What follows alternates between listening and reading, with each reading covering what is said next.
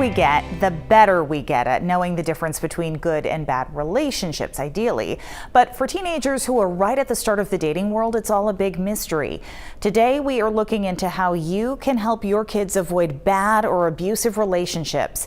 I spoke with a high school health teacher who says teenagers are talking about dating and sex a lot earlier than you may realize. How early are these sex conversations coming up? It really starts middle school, even sometimes 6th grade. You heard that correctly. 6th grade. It's very easy for kids to get excited about these relationships and just really go all in too fast. Caroline Bochtler-Labrie teaches health and wellness at Leavitt Area High School, which often includes conversations about relationships, how to set limits or expectations, recognizing red flags, and the inherent dangers of giving a partner too much, including private photos. Part of it is there's just such a pecking order for to feel valid. And so feeling wanted and getting attention, sometimes kids will take the attention whether it's good or bad because they just want the attention and they want to be seen. But the dangers are real, and that's important for your teen to know. Bochtler-Labrie says it just takes a boyfriend showing your private photo to a friend. Then who knows where the photo will travel? There are people who are looking for teens to use in like sex trafficking.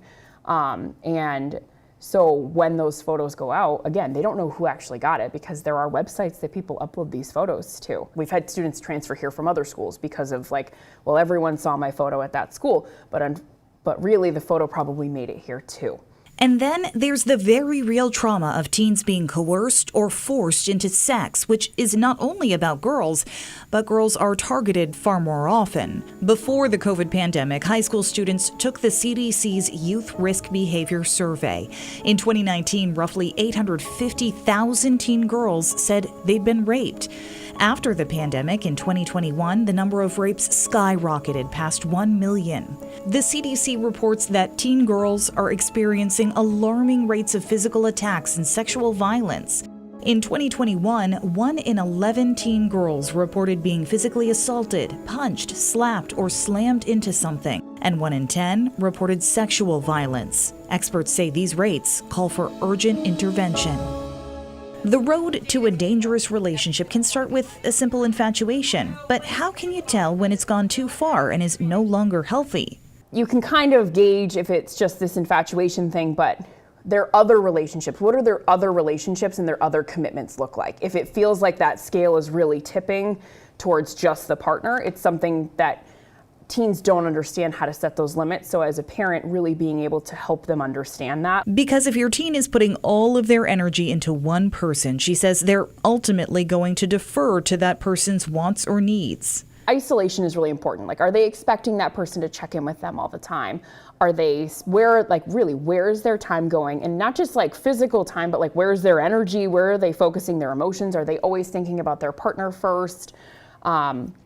Where's their social media? Are they posting just about their partner? And regardless of your relationship with your child, knowing that you're there and ready for calm and understanding conversation can make a big difference. A lot of kids say they don't want to talk to their parents because they feel like they're going to judge them or be disappointed. I would rather be disappointed in my daughter than and have that conversation with her of that wasn't necessarily what I wanted for you, but it's what's happened, so we need to adjust and move forward. I think that's a big thing for teens, because if they can feel seen and validated and cared for, a lot of these things don't happen, or if they happen, it's in a smaller scale.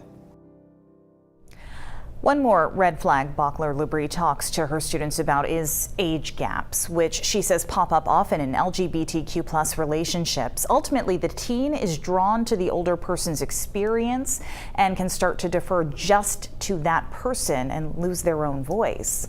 Another day of important messages there. Amanda, thank you. And by the way, you can stream all of the stories from our school safety series this week on News Center Maine Plus. You can get that channel on Roku or Fire TV devices.